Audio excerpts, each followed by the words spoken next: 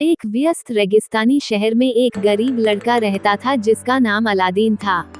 वो बहुत चतुर था और उसके सपने बड़े थे, लेकिन हर दिन खाने के लिए पैसे जुटाना उसके लिए मुश्किल था। एक दिन शहर के बाहरी हिस्से में घूमते हुए अलादीन की मुलाकात एक बूढ़े आदमी से हुई। बूढ़े आदमी ने कहा, अलादीन, मुझे तुम्हारी मदद चाहिए। रेगिस्तान के अंदर एक गुफा है जिसमें अनगिनत खजाने छिपे हैं। अगर तुम मेरी मदद करोगे तो मैं तुम्हें उसमें से थोड़ा खजाना लेने दूंगा। अलादीन पहले हिचकिचाया, लेकिन फिर मदद के लिए तैयार हो गया। वे दोनों रेगिस्तान के अंदर गए और अंत में एक रहस्यमय गुफा तक पहुँचे।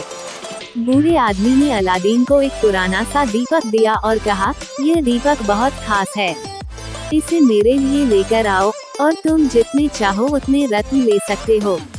अलादीन गुफा के अंदर गया और उसने सोने, रत्नों और खजानों को चमकते हुए देखा।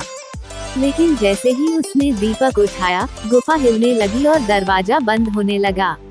अलादीन बाहर निकलने की कोशिश कर रहा था, तभी बूढ़े आदमी ने चिल्लाकर कहा, पहले मुझे दीपक दो। अलादीन ने उसकी लालच को पहचान लिया और कहा, पहले मेरी मदद करो। लेकिन बूढ़ा आदमी नाराज हो गया और अलादीन को गुफा में फंसा छोड़कर चला गया। डर से भरा हुआ अलादीन गुफा में बैठ गया और दीपक को साफ करने के लिए रगड़ने लगा। अचानक धुएं के एक बड़े बादल के साथ एक विशाल नीला जिन प्रकट हुआ।